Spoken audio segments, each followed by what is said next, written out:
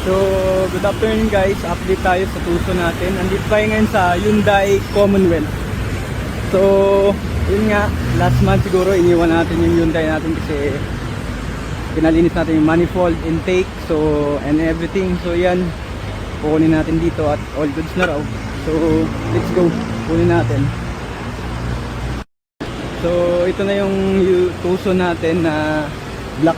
So, yan, kukunin na natin siya. Tapos bayaran na lang natin yung bill dito sa kasa. Kasi yun nga, hindi natin 40 tong ibang brand. So pinagkatiwala natin dito sa mga experts sa kasa, dito sa Hyundai Commonwealth. So yan, mukhang okay na nga, mainam. So let's go, bayaran natin yung bill. Tapos iuwi na natin para ma-test drive.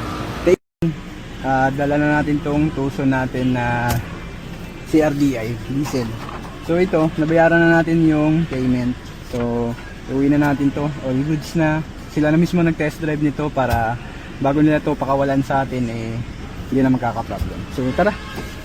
Testing natin kung mainam nga ba. Kasa gaming tayo eh. Ayan. Okay, nawala yung check engine.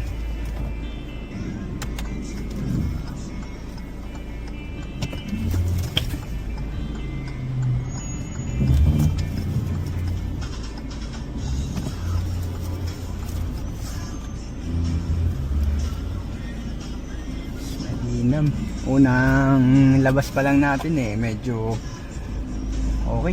So yan, malaman na tayo sa Hyundai Commonwealth. So yan, thank you sa Hyundai sa kayong alamat. Salamat sa inyong mabisang serbisyo sa aming unit.